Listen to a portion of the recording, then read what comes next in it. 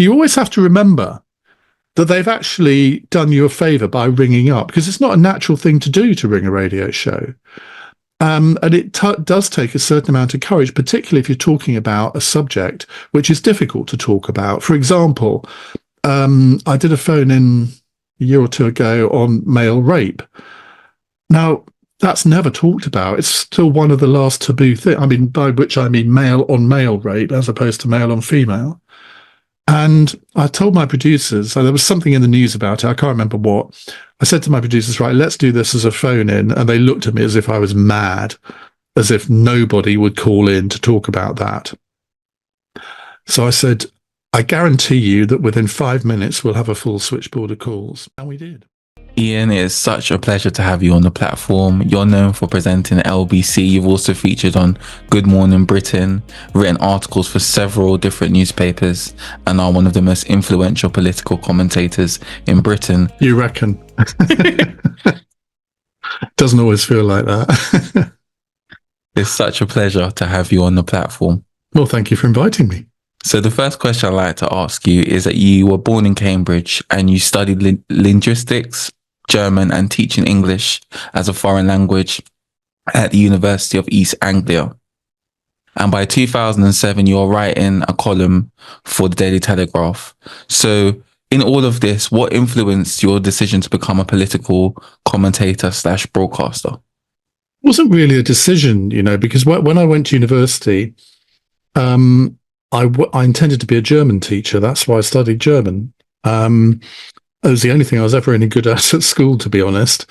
And it never although I was always interested in politics from quite a young age, never really occurred to me that I could do anything in it. But as I went through school, I remember going to, I don't know what it was. It must have been just like a TV studio in Chelmsford for the day with some others in the sixth form, where we made sort of fake news programs, and I directed, I presented. I thought, I quite like this. So that, I suppose, put the thought into my head that doing something in the media might be something that I'd quite like to do. But I don't come from a background. My parents and all my wider family were farmers. So I didn't come from a background where I knew anybody in that area, really. So it was only when I went to university, and it was a very left-wing university, and it seemed at the beginning that I was the only sort of right-wing voice on the campus. And the Falklands War happened in my first year, and that, I suppose, to use a slightly unfortunate word, radicalized me in politics. It made me want to get involved. I remember going to a debate in a big lecture theatre on the war, and I assumed it would be somebody like from the government, or somebody putting the government's point of view forward, and somebody saying, no, we shouldn't be doing this. Instead, it was a debate between the hard left and the soft left, and they all agreed, no, we shouldn't be doing this. And I sat there really getting quite angry. So in the end, when it got to questions, I got up on my hind legs and gave the other point of view, and I quite enjoyed doing it. And there was no conservative organisation at UEA at that time. This was 1982. So at the Freshers' Fair at the beginning of the second year, a friend and I set up just a table and to set up a Conservative Society. And we ended up getting more members than the Labour Club. Now, they quite liked this, because then they had a real enemy to fight rather than fighting the Trots. So I started doing debates in the Student Union. We invited cabinet ministers up to give speeches. And of course, later in that academic year, it's the 1983 general election, which I then played a full part in helping to oust the two Labour MPs in Norwich and replace them with two Conservative ones.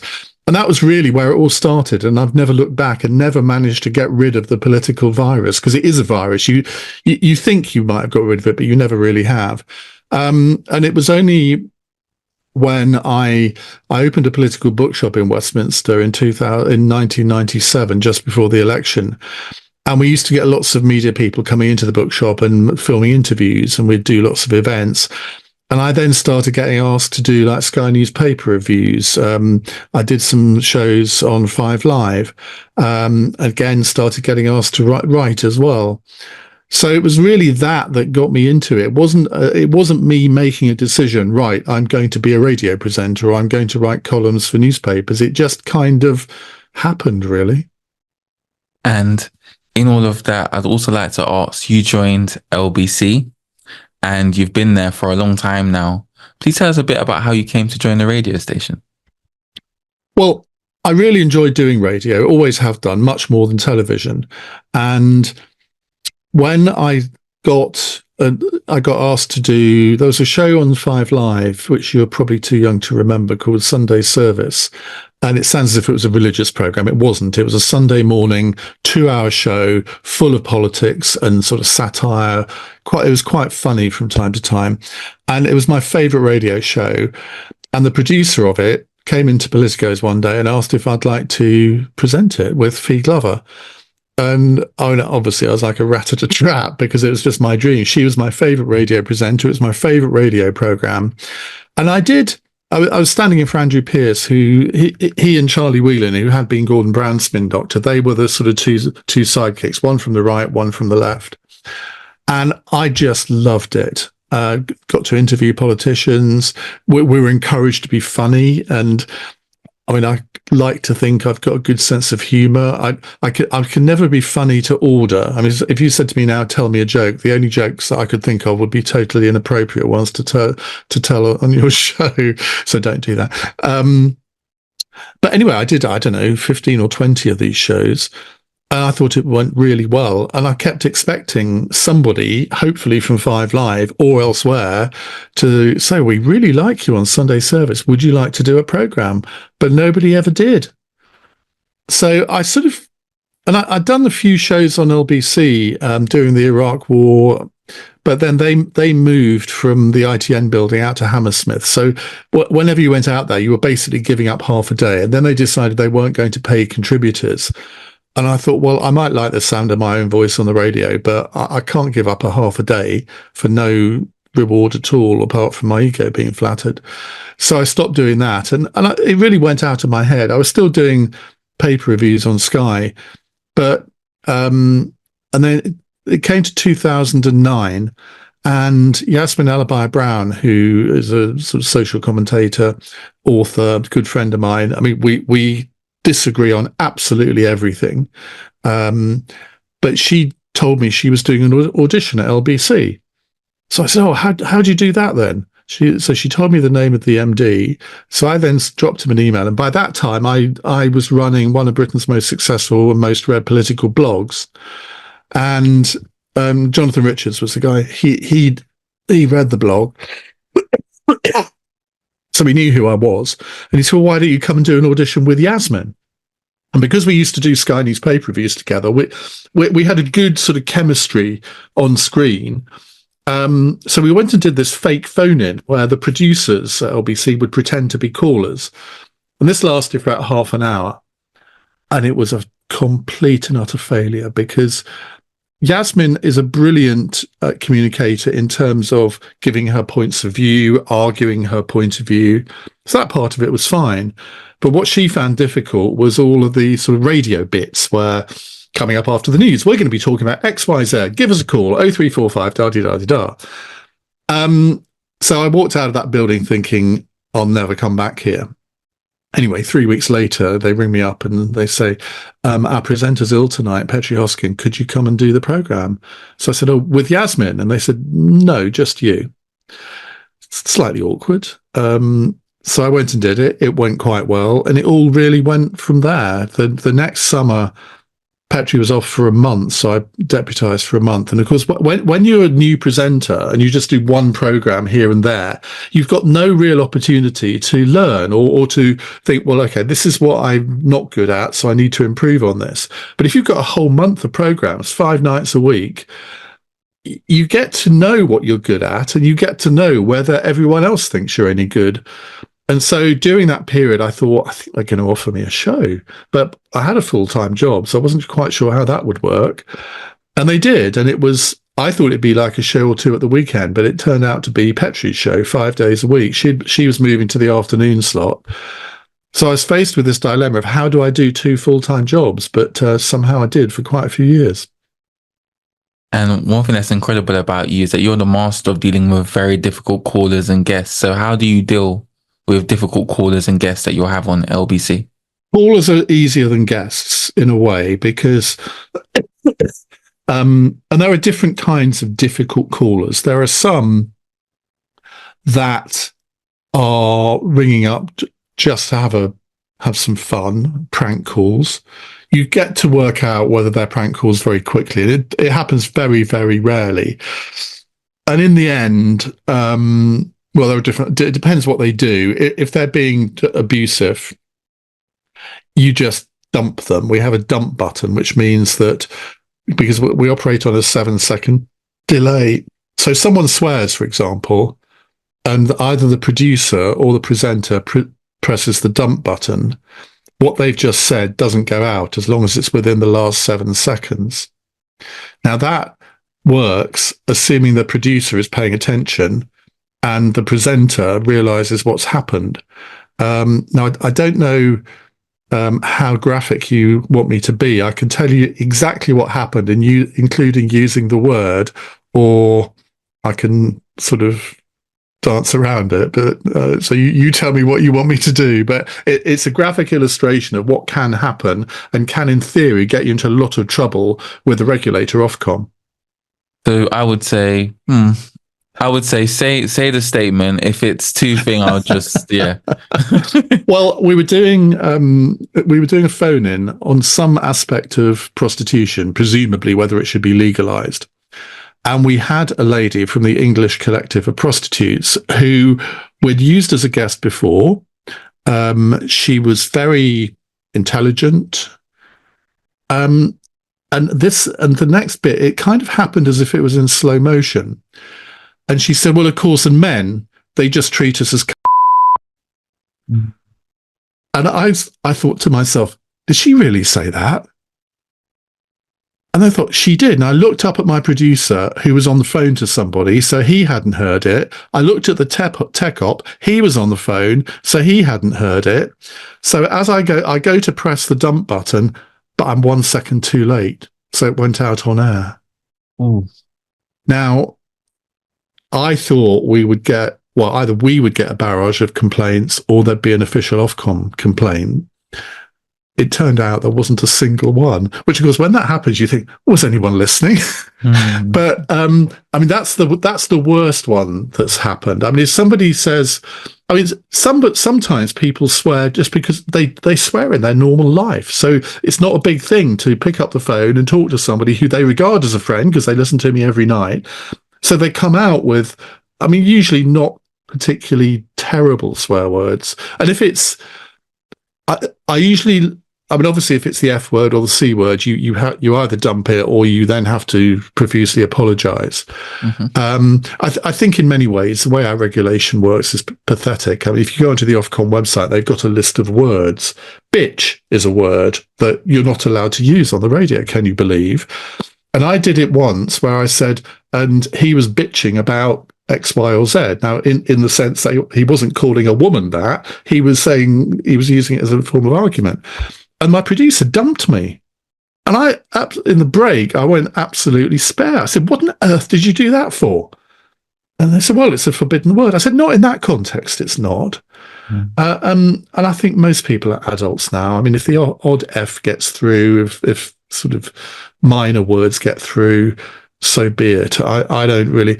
And there are times when I sort of use words which rhyme with a swear word. So if I want to say, well, you're talking a load of bollocks, I don't say bollocks, I say grollocks. Everyone knows exactly what I mean, but I haven't used the actual word. But you don't do that. If you're a new presenter, you're really, you don't want to do anything wrong. Whereas having done it now for 14 years, you've got a little bit more license to do that sort of thing. So difficult callers, sometimes you ridicule them. But you always have to remember that they've actually done you a favour by ringing up, because it's not a natural thing to do to ring a radio show. And it does take a certain amount of courage, particularly if you're talking about a subject which is difficult to talk about. For example, I did a phone in a year or two ago on male rape. Now, that's never talked about. It's still one of the last taboo things. I mean, by which I mean male on male rape as opposed to male on female. And I told my producers, so there was something in the news about it, I can't remember what. I said to my producers, right, let's do this as a phone in. And they looked at me as if I was mad. as if nobody would call in to talk about that. So I said, I guarantee you that within 5 minutes we'll have a full switchboard of calls. And we did. And it was partly because, I mean, I had been through something where I wasn't raped, but it kind of could have got to that point. And so I sort of told my story on air, and that gave people license to tell their stories. And I always remember on my first program, I was told afterwards, never be afraid to insert yourself into the story. If you've had an experience that is relevant to the phone-in, give it. If you've got a view, give it. The worst phone-ins are where the presenter just says, well, on the one hand this, and on the other hand that, and doesn't offer their own opinion. And that it must be very difficult on the BBC, because if you're a presenter on the BBC, you're not really allowed to do that. I mean, one or two, Stephen Nolan and Nicky Campbell, I think, stretch the boundaries of that sometimes. But I couldn't do what I do on the BBC. So, and you then asked about difficult guests.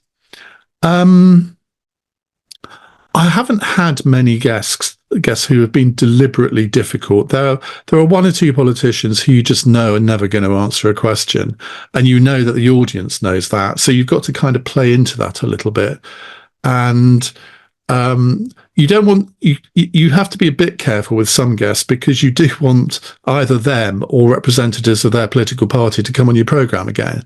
So there is a little bit of a game that you play where they know how far you can go and you know how far you can go with them. I'm trying. Bob Crow, the former RMT leader, he was always a difficult guest, partly because he was usually in a pub when I interviewed him. And he knew that he could pretend not to hear what I said because of the noise in the pub. And it was always a bit... And Boris Johnson was another one where I always enjoyed interviewing Boris, but we'd always, again, play a game where he would never look at me. If he was in the studio, he would look all around the studio apart from where I was. So there was no eye contact. And it may sound a bit funny, but it's quite difficult to interrupt somebody when they're not actually looking at you, and particularly if it's on the phone. Again, similarly. Sorry, unprofessionally, I haven't switched my phone onto silent. I now have. And he would always, he'd basically end up doing a monologue. And I would always have to say, Boris, the idea of an interview is that I ask you a question, you answer it, then I put another question to you. Yes, of course, great man, you're absolutely right. And then we would carry on. So there's always this bit of a game, but he knew what the game was as well. He knew that you needed a newsline from him, and he would invariably give you quite a good one. And I just want to go back to your point about when you talked about sexual assault and rape, because there was a Guardian article that was published. And one thing that, for me as an interviewer, I just kind of applauded your courage in even talking about such a difficult issue. So firstly, how did you find the courage to talk about something so sensitive? And what advice would you give to men that struggle to talk about their experiences in this area? My partner always complains that when I do this sort of thing, where I sort of talk about things that might be slightly embarrassing or controversial, he says, can't you keep anything private? And the answer is probably not. And I'm a bit of an open book. That there was a presenter on the radio who created a completely different persona for himself on the airways to the one that he had in his normal life. But I think you're cheating the listeners when you do that. And I'm sure that there would have been people who found it a bit of a difficult listen. I mean, I didn't go into excruciating detail, but I went into enough detail so people realised that it was an incident that could have got completely out of control. It was enough out of control as it was. And I remember saying, look, a lot of women, if they're raped, blame themselves. They think, oh, well, I must have led him on, or I was wearing too short a skirt or something like that. Mm-hmm. And it's never if you're raped, it's never your fault, because consent is the key word here. And if you haven't given consent, then it shouldn't happen. And I had put myself in a dangerous situation, and that was so there was part of me that blamed myself and still does, but even though the logical part of my brain tells me that I shouldn't. And the guy involved was it turned out, and I didn't realise this, was completely blind drunk. Now that turned out to be an advantage in the end, because I thought I mean, the only way I'm going to get out of this is if he falls asleep. And he was so blind drunk in that I eventually worked out that that's what would happen. And I just remember, I mean, again, I won't go into all the gory details, but I remember thinking, because he was like, I mean, I'm a pretty big, heavy guy, but he was very strong. And he was sort of like on top of me, but breathing in a way that I knew was sort of the precursor to sleep. So I thought, okay, just let him, don't sort of attempt to sort of shake him off, just sort of let him go to sleep.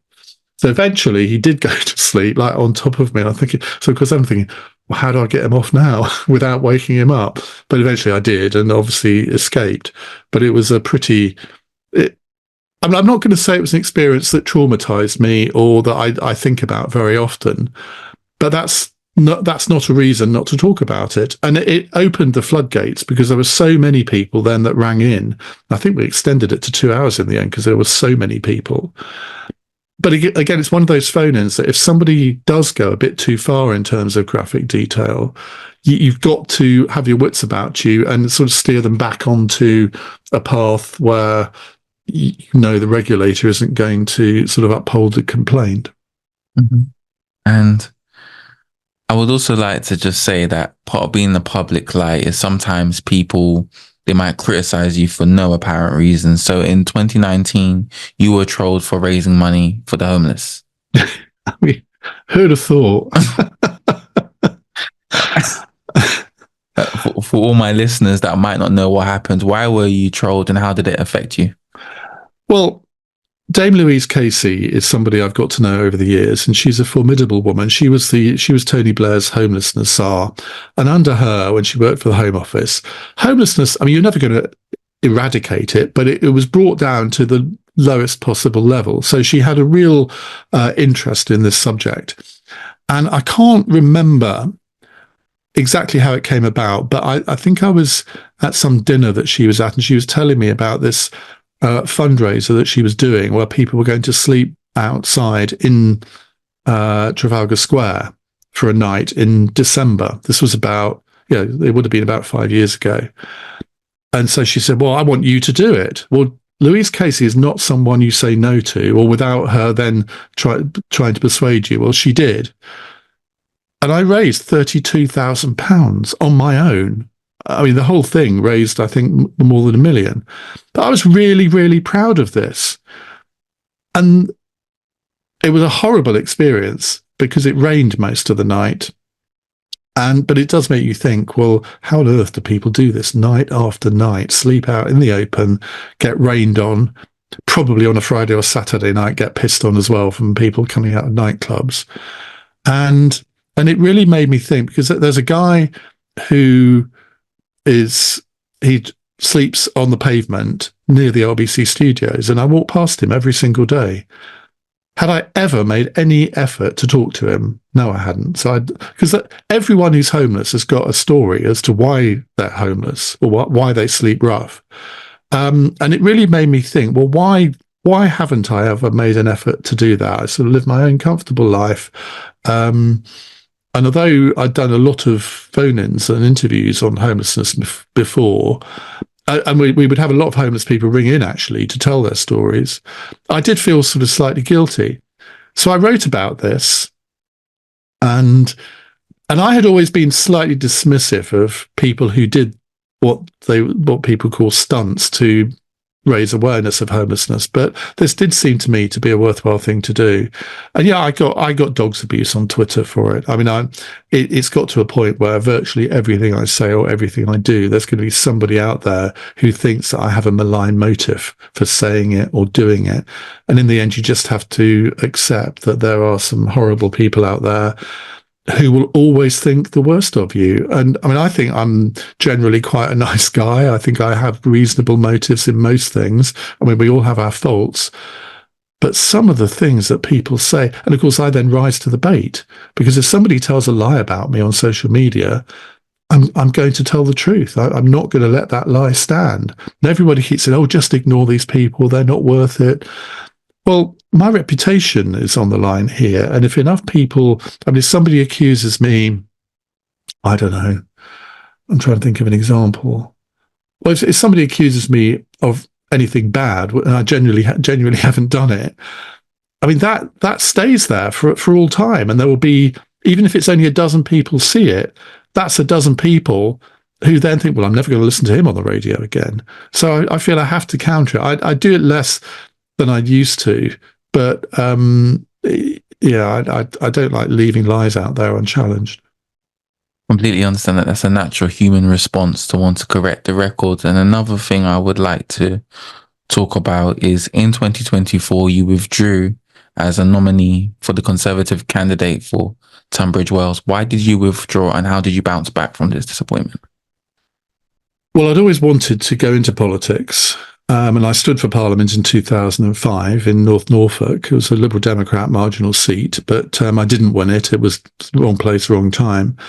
In 2010, I wanted to find a seat as well, but I left it too late. I'd started a new company, and by the time of the election, it was really too late. So I then decided I was 48 at the time of the 2010 election. And generally, if you're in your 50s or 60s, you don't get selected. So I decided to come off the candidates list and just think, well, would have been nice to have done, but it didn't work out. Then in, April or May this year, when Rishi Sunak called the election, my local MP in Tunbridge Wells, Greg Clark, announced that he was standing down. This was on a Friday lunchtime.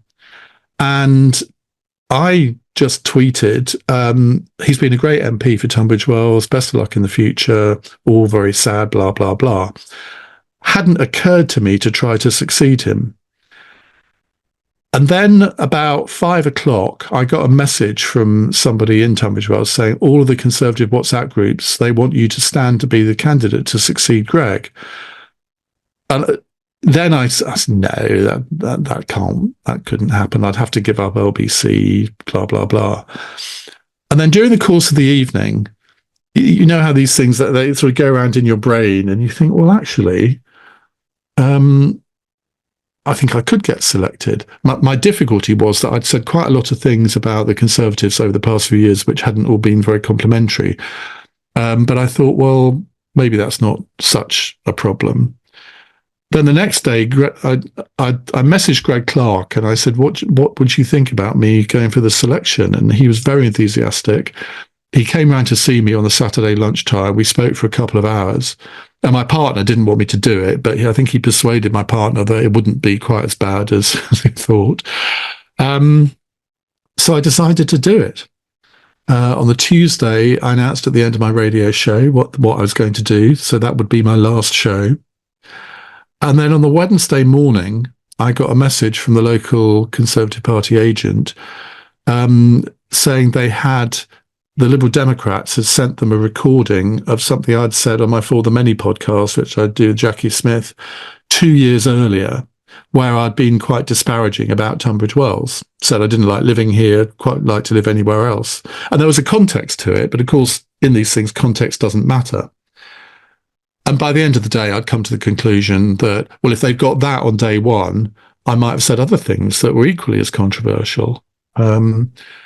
So I decided to bow out. So it was the shortest candidacy, I think, in living memory. And I did feel a sense of humiliation at the time because I'd given up my job. Now, LBC luckily took me back and I went back the following Monday. So I was actually only off for 3 days. But I did find it quite humiliating. But look, I've gone through various things in my life which have been, on the face of it, either complete failures or humiliating. And in the end, you either let these things affect you and you sort of wallow in self-pity, or you think, well, let's get back on the horse and carry on. And that's what I've done. It's almost as if it didn't happen. It's like, for your older viewers, at the end of a series of Dallas back in the late 1980s, Bobby Ewing was killed off because the actor who played him, Patrick Duffy, couldn't come to an agreement for the next series. So they killed him off in a car crash. Anyway, they then did come to an agreement and they had to think, well, oh my God, how do we get him back in the series given that he's actually dead? So they contrived this thing where he was in the shower and his wife, Pamela, opens the bathroom door and can't believe that she's seeing Bobby, because as far as she's concerned, he died. But it turned out to be the previous series. They turned out to be a complete dream on Pamela's part. And that's how they got. So I regard all that 3 or 4 days as a sort of Bobby Ewing dream equivalent. And even though it was only a few months ago, I don't really think about it very often. I mean, people bring it up in interviews like this. It's still all over the internet. And all my enemies, of course, found it very funny. But at least I had the guts to put my head above the parapet and actually, and I think I was doing it for the right reasons, because I knew that there was going to be a bad election result for the Tories. I thought I could play a role in rebuilding the Conservative Party as a sort of slightly, I mean, all the other new MPs would be a lot younger than me. And I thought I could play a bit of a sort of mentor role. Now, in the end, Tunbridge Wells was lost to the Liberal Democrats. So even if I had been the candidate, I wouldn't have won. So a lot of people have said to me, oh my God, you dodged a bullet there. Well done for that. It still doesn't feel like that. But that is the end. I mean, I'll never, ever, ever do it again. And following on from that, you actually support West Ham United. I do. So please just tell us about how you first became passionate about the football club. Who do you support? Arsenal. Everybody supports Arsenal at the moment. When I was in primary school, I supported Manchester United. I mean, being from Essex, obviously, that's the natural thing to do. And then Manchester United got relegated. I think it was 1974, something like that. Well, yeah, somewhere around then. And my best friend at the time supported West Ham. And being easily led, I then decided to support West Ham. And what a great decision that's turned out to be. And that's where it started. I remember going to see West Ham play Cambridge United in a testimonial game, a friendly. The first match I ever went to at Upton Park was in 1977, I think. My dad took me, and my uncle and my cousin. And I remember walking from the tube station to Upton Park, or to the bowling ground, as it was called.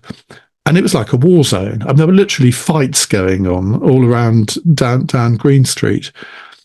And I'd never seen anything like that before. And so that was quite an experience. And I remember we lost 1-0, and Alan Kirbishley, who then went on to manage West Ham later, that was his debut, and he was considered to be the next big, skillful midfielder that we would have. He didn't quite turn out like that. And then, I mean, I went to a few more matches.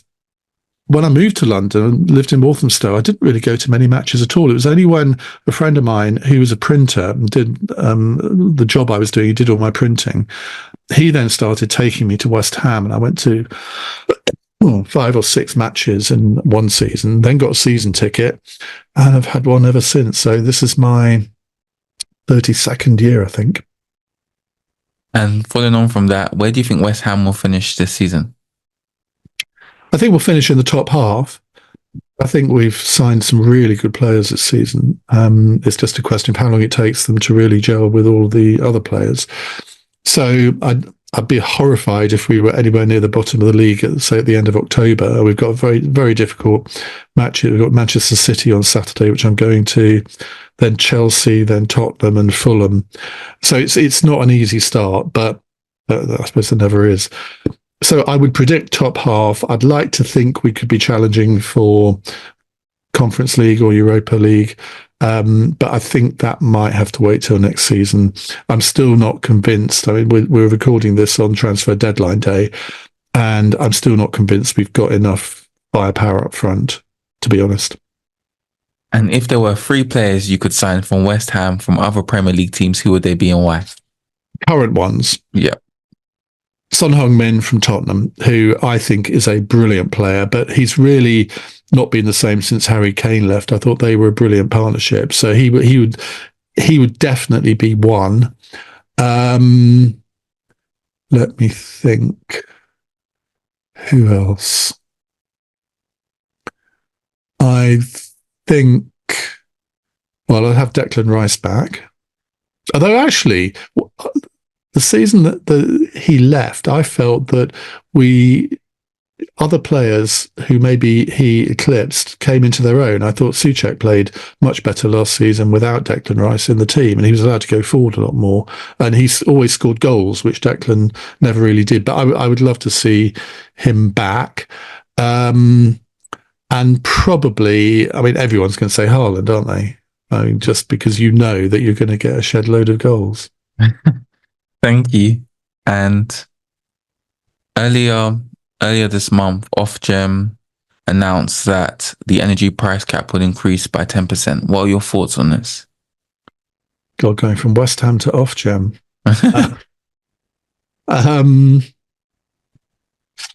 Look, the reason that energy prices are so high, and it's not just in this country, it's every other country as well, certainly in Europe, is because of the Russian invasion of Ukraine. We all know that, and yet when Labour in opposition, they tried to pretend it was all down to the government. And one thing Liz Truss did, which nobody ever really remembers, was she introduced the price cap in the first place. Otherwise, we'd all be paying a huge amount more. I think it's right that there is a price cap, but in the end, I mean, energy prices are not going to go back to where they were, I suspect, for a very long time. And it is up to the government to protect the weakest in society. Now, whether this price cap should apply to everybody ad infinitum, I don't know. I think it's a really difficult one because a lot of people are still affected by what is called the cost of living crisis. But all any government can do is to try and create the conditions where the economy does better, and therefore people have more money in their pockets and they can afford higher bills. So I'd like to see a point sometime within the next 5 years, but I suspect it may be longer than that, where there is no need for a price cap. I think Ofgem itself needs a lot of reform and give it a lot more teeth, because I think there are some energy companies that have been profiteering in a terrible way. I get all of my electricity through Octopus, who I think are a brilliant company, and they're a company you can phone up. You know you're going to get through in a very short time. You know you'll speak to somebody who knows what they're going to talk about. And if only all, not just energy companies, but all other companies had their customer service level, I think we'd all be a lot happier. And just to make clear, I'm not paid by Octopus. I have no relationship with them. I just think that we're all so used to complaining about companies when they do something wrong. Why not give a bit of praise when a company does something right? Thank you for that. And you also wrote a book called The Prime Ministers, and I've read a few chapters of it already. I bought it on Amazon. I wanted to ask, in your opinion, considering all of the government activity that has taken place over the last 14 years, did you think that this year's election outcome was inevitable? I didn't write The Prime Ministers. I edited it because it's got 55 chapters. I wrote the one on Boris Johnson, but there were 54 other people actually wrote the chapters, and I wrote an introduction. But and I've done several of these books now. It's sort of the American Presidents was the next one, Kings and Queens, and then The Dictators, which is coming out next week. But the bit I enjoy about it is basically putting the jigsaw together, matching the right person with the right person to write about. And it's a mixture of famous historians, famous journalists, famous politicians, and other people you've never heard of. So, for example, several of my colleagues at LBC on the production side, they're all under 27, and they've written chapters in some of these books, and they're absolutely brilliant. So I kind of like to, one of the things I think I have done over my career is really helped a lot of young people up the ladder. So people like Joe Pike on the BBC, he started off as my intern. Amber de Botton, who was Rishi Sunak's director of communications and had a very senior job in ITV, I gave her a first job in journalism. So I really get a kick out of seeing people who've either worked for me or with me do well in their careers. And so having all of these guys and girls involved in these books, again, sort of I love doing. What was this result inevitable? Nothing in politics is inevitable. I think by the time of the election it was, but and this is where I think the Conservatives have got to be very careful, because although Labour have got this huge majority, it's a very shallow vote, and they only got 33% of the vote, and yet have a majority of 412 seats. I mean, it's ludicrous in some ways. But I mean, thanks to Nigel Farage, basically, that they owe him that majority. Now, there's no law that says the Conservatives can't come back at the next election and win it. Keir Starmer turned around the Labour Party in just over 4 years. There's no law that says that whoever becomes the new leader of the Conservative Party can't do the same. Now, I think it's going to be a challenge, given that Reform, I don't think, are going to go anywhere. But it could happen. But there comes a time in every political cycle where the electorate, however successful a party has been, they just think it's time for a change. And if you think about it, all elections are about two things. They're either about stick with nurse for fear of worse, and that's effectively what happened with Theresa May and Jeremy Corbyn in 2017, or you've got what Sarah Palin used to call the hopey changey thing, where you set out your stall to really get in tune with an electorate who are either bored with the current law or think they're all useless or crooked. And I think that's what happened with the Conservatives. They let themselves be seen as incompetent, I think, is the main thing, but also borderline corrupt in some ways. And I think that the Downing Street parties thing, whatever you think of it, whatever the merits or demerits were, that stuck in a lot of swing voters' minds. And so I think it was inevitable by the time the election happened that Labour were going to win.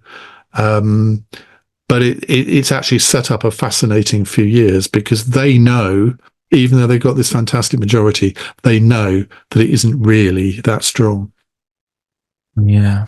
And even following on from that question, you wrote a book called The Dictators. Edited the book. So I need to be very careful about what I apologize. Well, but the problem is the publishers don't put edited by on the cover. So it's natural. If you look at the cover, it says The Dictators, Iain Dale. And every book I do, I said, and can you not just put edited by? Because although we've got all of the contributors on the back cover, to anyone picking up the book, they probably think I've written the whole thing. But the publishers refuse to do it. So there's nothing I can do about that. Yeah, I think it's probably marketing. They probably just put your name there for marketing. Yeah, well, they say, look, you're the one that everybody knows, so you're the one that is a marketable commodity. I say, yeah, but you've got people like Simon Heffer as a contributor. You've got some quite famous people. So yeah, but we can't all put all of them on the cover. Anyway, I've lost that battle. So. And what are some of the favourite books that you've written and why, or edited? Get them. Well, I have actually written some books. The one that I really enjoyed doing, it was called "Why Can't We All Just Get Along? Shout Less, Listen More," and it was all about the state of public discourse in the country. And that was the main theme of it. It was sort of semi-autobiographical in some ways, and I talked about policies as well. So it's a slightly awkward hodgepodge of a book. And the bad thing was it came out just a few weeks after COVID started, when all the bookshops were shut. So it didn't do in sale. It did okay, but I think it sold about half of what it would have done in any normal environment. So that was, and it still does sell now. I'm writing a short biography of Margaret Thatcher at the moment, which I hope will do well. It's the centenary of her birth next year. So the idea of this book, it's only going to be about 40,000 words, but it's meant to introduce her to a new generation, people like you who weren't alive when she was Prime Minister, unless you're a lot older than you look. I'm 29, so I know Margaret Thatcher. Yeah. Well, my personal trainer, Aaron, is 26, and he knows what I do, but he's not got any political knowledge at all, really. He would admit it himself. And one day he just said to me, "Now, this Margaret Thatcher, who was she?" So I'm kind of aiming this book at him, because she was a really important, whether you either liked her or not, or approved of her or not, she was such an important figure in British politics. And there are so many myths associated with her that I want to try and burst some of those myths and just sort of write about her in a relatively normal way. It's not meant to be a sort of learned biography. It's meant to be something that you can read quite quickly. And if it captures your imagination, you can go and read Charles Moore's 3 volumes of biography of her, because those 3 volumes, I think, are the best political work of literature in my lifetime. And he ought to be so proud of himself for having written those books. And it's not like a eulogy to Margaret Thatcher. It is warts and all. So I'm hoping that is quite a difficult book to write, to try and distill a political career that started in 1959 and then really ended with her death in 2013. It's quite difficult to distill all of that into so few words. I'm trying to write about her economic policy at the moment in 2,000 words. Well, I suspect that's going to be a little bit longer. So I hope that's one that I can say I'm going to be really proud of. I wrote a book in 2015, quite a short book again, called The NHS, Things That Need to Be Said. And I wrote it because basically the NHS killed both of my parents. I know that's a dramatic thing to say, but it did. And so it was all about things that I thought needed to be changed in the NHS, reforms that needed to be made. And I thought it was going to be quite controversial for anyone who worked in the NHS. But I was invited to go to do a lecture at Queen's Hospital in Romford. And there was an audience of, 100, 120 doctors, nurses, administrators. And I expected them to lynch me. And at the end, they all came up to me and said, "You're absolutely right. You said all the things that we would say if we were free to." And so I was quite proud of that. And I've had quite a few experiences over the past few years with the NHS. And I have to say, they've all been very positive. I mean, a lot of things need to be changed. But I actually genuinely think that Wes Streeting, who's a good friend of mine, I think he will actually be able to make some real headway in that direction, because it is like an oil tanker. You can't just flick a switch and expect change to happen immediately. But over 5 or 10 years, I hope he stays in that job, and I think he hopes he does too. I think he can make some real changes. What are some of the reforms you think that need to be made to the NHS, and why? I'm just intrigued to know, because that'll be good. Well, one of the things that I discovered in the research for this book was that the number of beds in the NHS had declined from about 200,000 in 1980 to just over 100,000 by 2015. Now, that wasn't a political decision that was made to do that. It came from within the NHS. Now, I suspect the politicians are quite happy to go along with it because it would save money. And the idea was it's much better if people are treated in their own homes. Now, there is some logic to that, but it's gone far too far. And I remember sending the book to Jeremy Hunt when he was Health Secretary. And I said, this is my main hope here, that you will read this and understand why it's gone too far, and you will reverse that trend. I mean, actually, more beds were lost in the Blair and Brown years and in Conservative years, but everyone thinks it's the Tories that sort of cut the health service, whereas in fact, there were bed cuts under Thatcher and Major, it has to be said, but not as many as under Blair and Brown. And of course, if Jeremy Hunt had taken any notice of my advice then, we might have been better prepared for COVID. And even now, if you look at I haven't looked in the last couple of years, but I think I'm right in saying that the number of beds are still on the decline. And yet you look at the explosion in the population over the last 10 or 15 years, and it is utter madness. And I had about a month ago, I had to go to A&E, and they wanted to keep me in overnight. I had a problem with the gallbladder, and there wasn't a bed for me. So I spent the night on a reclining chair, which was fine, actually, because they kept coming to take tests and everything. So it's not as if I would have had a good night's sleep if they had got a bed. But I was then put in intensive care. And you think, well, was that really a good thing for me to be in a reclining chair overnight? And look, everyone judges the NHS by their own experiences. And I've had 3 different experiences over the past 3 years, and they've all been incredibly positive. So I'm not somebody who just routinely slags off the NHS, but there are so many things, particularly in the field of mental health. And I've been very lucky. I've never had any mental health problems, or not to my knowledge. But I do a lot of work on mental health on my radio show, and I know what the holes in the system are. And even though a lot more money has been put into mental health, it's not, the effects are not being seen on the front line, and particularly with young people. And if you are suicidal and you're told that it'll take a year for you to get seen by anyone, I mean, well, you know what the tragic results of that can possibly be. And these are just statistics. And we know that suicides are at an all-time high now. It's the biggest killer for men under 45, I mean, which is an appalling thing. And so I think I'd like to see a lot more progress on mental health treatments, and I'd like to see a lot higher pay for some people within the NHS. I mean, you can make an argument for everybody, but when I was in hospital at the end of July, I was being cared for by somebody who was a grade 2, I think, called a care support worker, CSW. And she told me she was on a few pence over minimum wage.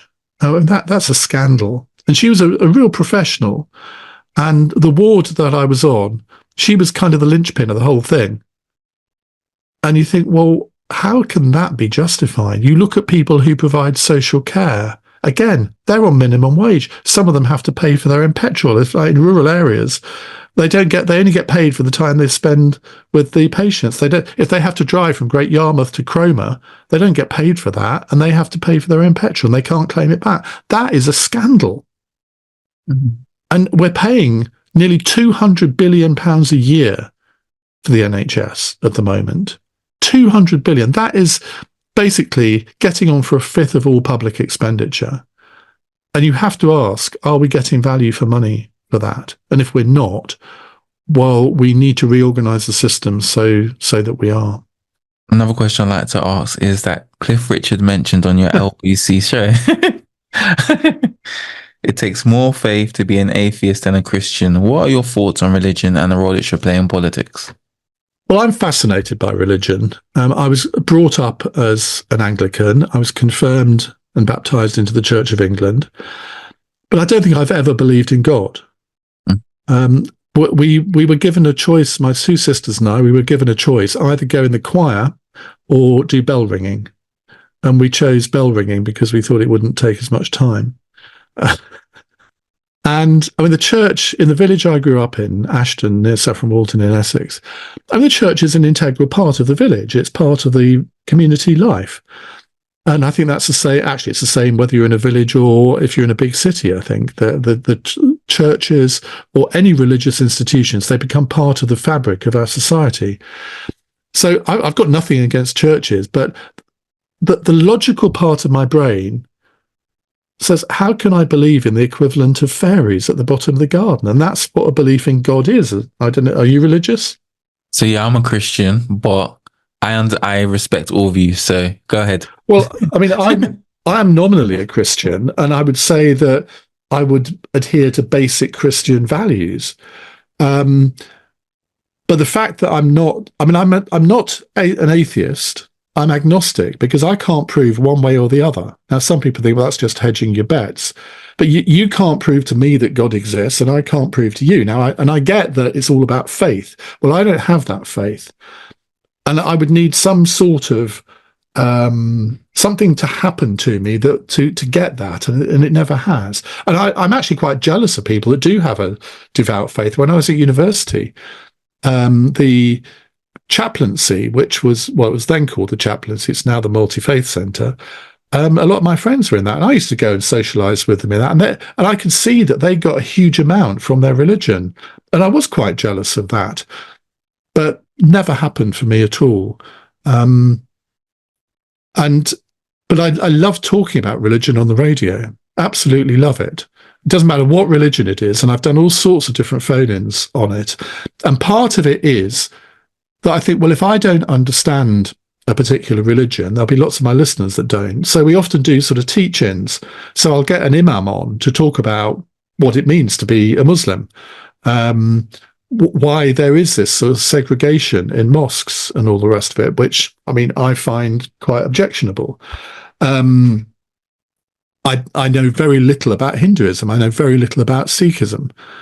So we often talk about religion, and I don't think I've ever done a religious phone-in where I've got to the end of it thinking, oh, I wish I hadn't done that tonight. That they always attract really interesting people phoning in. So, as I say, although I'm not religious, religion does fascinate me. You know, one thing that's incredible about you, 'cause I've watched quite a few of your interviews on LBC. So your interviews with Tim Farron, your interviews with Cliff Richard, your interviews with Kate Forbes, and even the cross questions. I really like the cross questions. We should have you on. I wouldn't object to it at all. It'll be great. Okay. But I just find, you know, your ability and your maturity in interviewing all of your guests, particularly those that have completely different viewpoints to you. I find that really, really fascinating. I find it incredible because it's not a skill that lots of interviews have. So when you have that skill, it's a great thing.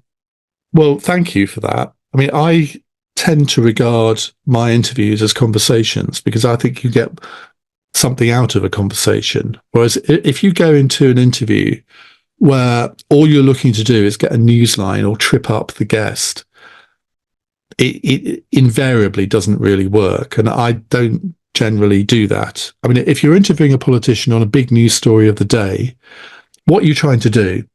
Well, there are too many interviewers in this game who are pressured by their producers and editors to get a newsline. So, and I think the Today programme is one of the worst examples of this, where the longest interview on the Today programme is going to be about 10 minutes. Most of them are 3, 4, 5 minutes long.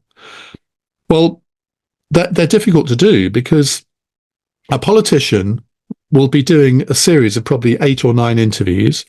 They've got maybe 1 or 2 messages that they want to put out in these interviews, and they will do that whatever they're asked. Whereas the interviewer is determined to not necessarily ask the question that they want to be asked.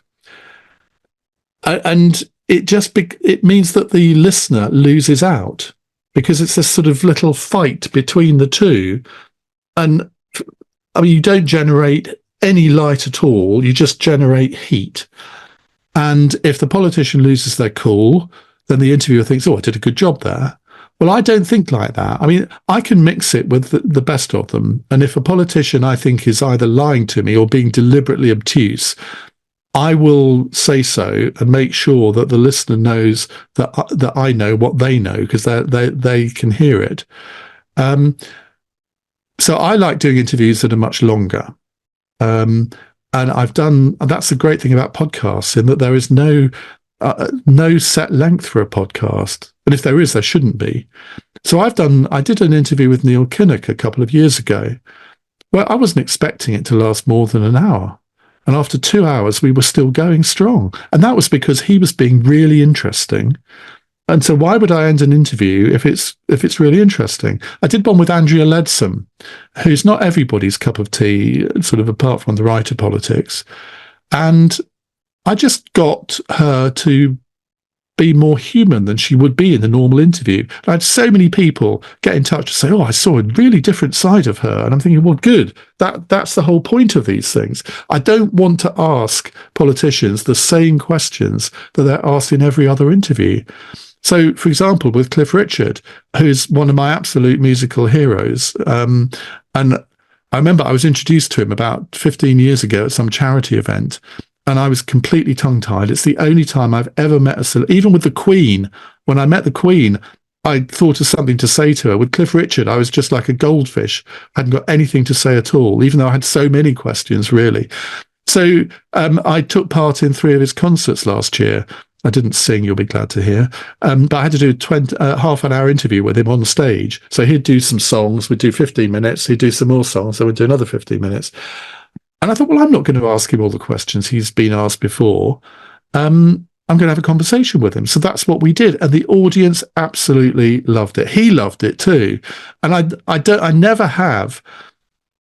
I mean, you'll probably be horrified by this because you sent me a list of questions you were going to ask me before this interview. And I said to you before we started, I hadn't looked at any of them because I like to be spontaneous. I don't like to know questions in advance. And if I have a list of questions in front of me, I will ask them one after the other. because and if I was working for the BBC, that's what producers would give you. I don't have any script on my radio show. I don't have any questions. If I'm interviewing a prime minister, and I've interviewed most of them, I might have a piece of paper in front of me with 5 bullet points on of areas that I intend to cover, just in case I forget to do the main news story of the day or something. But that's the extent of it. And to me, the listener gets far more out of that. And sure, it means you don't necessarily get a newsline in the first few minutes. I remember I did Theresa May a few years ago, and the producer kept saying in my ear, you haven't really got any news lines out of this so far. And I was just thinking, just shut up. And in a half-hour interview, the news line generally comes after 25 minutes, because by that time they've relaxed. They've run out of their sound bites. They've run out of any prepared things to say. And so then if you actually allow a politician to talk without constant interruption, well, surprise, surprise, they might actually say something quite interesting. Yeah, that's really true. And I think that even when we're having conversations like this, when you're able to have a conversation, you're probably able to draw more out of the person when you're just coming with preset questions and a script and everything. Exactly. You should try it more often. And I'd also like to ask you, so you wrote a book called The President's 250 Years of American Political Leadership. How do you think the world will judge a decision made by the American electorate this year? It depends what decision they make. I mean, if they make a decision to vote Donald Trump in for a second term, then, well, it will be, and I think it could happen. And from a journalistic point of view, the devil in me would quite like it to happen, because it would be far more interesting than if it doesn't. Because although, I mean, if I was American, let me state very clearly, I would be voting for Kamala Harris. But I got Donald Trump completely wrong. I interviewed Donald Trump in 2012, before he was even thinking of becoming president. And it was a perfectly normal interview. It's 12 minutes long. And he was funny. He was engaging. And I actually forgot I'd done the interview. When he stood for president, it wasn't until after the 2016 presidential election that someone reminded me that I had actually interviewed him. And I thought once he was elected, he would become presidential. Well, boy, was I wrong. I remember I was in Washington to cover his inauguration speech. And I remember saying to my producer halfway through, oh my God, what am I going to say? How am I going to react to this? And what I did was, at the end of it, I just said, and I think these are almost the exact words I used, at this point, a professional journalist or broadcaster would now tell you what Donald Trump has said. I can't really do that, because that was a speech that Benito Mussolini could have made. And I didn't mean from a content point of view, but the sort of strutting, the way he just came across, and some of the mad things he was saying. And he never really changed in his term of office. Now, it was great box office, if you like. And he did have achievements to his name as president. It wasn't all one-way traffic. But he wasn't a president in the conventional sense. Now, some people say, well, we've had enough presidents in the conventional sense. We wanted somebody different. And I can understand the train of thought, but not again, please. And is he the same person as when you interviewed him in 2012, or is he completely different now? I think essentially he is the same, but I think he's actually more confident. I think he's more confident that he's right on everything. And you mentioned the Dictator's book. There's a brilliant essay, it was one of the introductory essays by Professor Ian Robertson from Trinity College, Dublin. And he's written an essay called The Psychology of a Dictator. And rather worryingly, he says that Donald Trump portrays all the traits of a standard dictator, likes to mix with other strong men. Well, you look at President Xi, Putin, Kim Jong-un. Nobody ever thinks that Donald Trump is going to introduce sort of death camps or sort of like secret police. I mean, he wouldn't be a standard dictator, but of course he made a really basic error recently where he said he was interpreted as saying he'd be a dictator from day one.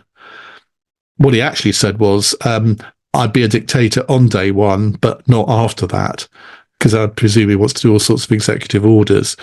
But that's just played into all of his enemies' hands, who think that he could well be a dictator. And I mean, before I came to do this, I've just been writing a lecture based around the book. And I've talked a lot about Donald Trump. And I mean, the American Constitution has safeguards that would prevent him from doing that, you would hope anyway.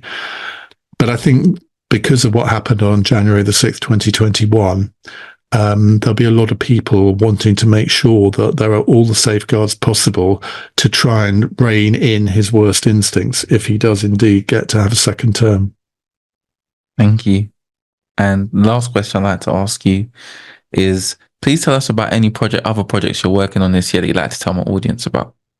Well, I've got several of these sort of edited books coming up. Next year, I've got a book on by-elections, because by-elections are actually quite important in British political history. So again, I've got, I think, 85 people writing about the most famous 85 by-elections since 1738 or something like that.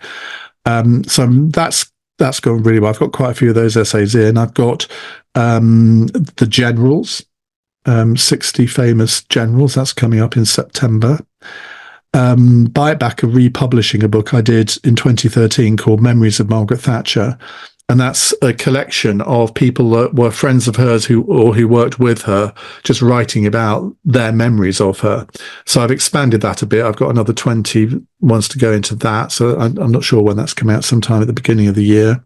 And then at the end of the year, I've got a book which is actually finished now. I was hoping would come out this year, but one or two of the essays came in too late, on the 16 men who've served as Taoiseach of the Republic of Ireland, Prime Minister. And because I don't know about you, but do you know anything about Irish politics or Irish political history? Because I discovered one day that I knew literally nothing. And I'm thinking, it's so entwined with British history, why don't I know more? So I then started to educate myself a bit, and I watched a few things about Irish history on Netflix. Excellent series called Rebellion, about the Irish Civil War and the Easter Rising. And then I thought, well, how many... I know the names of the different Taoiseach, which is the plural of Taoiseach, that have been around since I was probably 20. But I don't know anything about Eamon de Valera, for example, who was Taoiseach for about 20-odd years. And several of them I'd never heard of.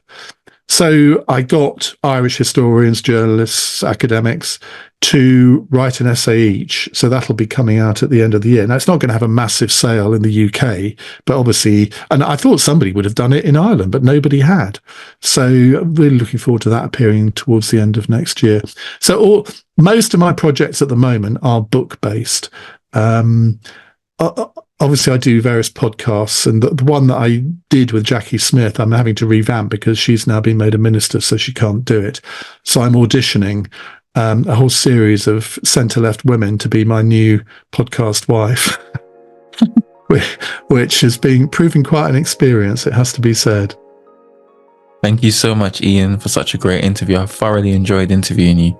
Well, thank you very much. I've enjoyed it too. I love talking about myself, so why not?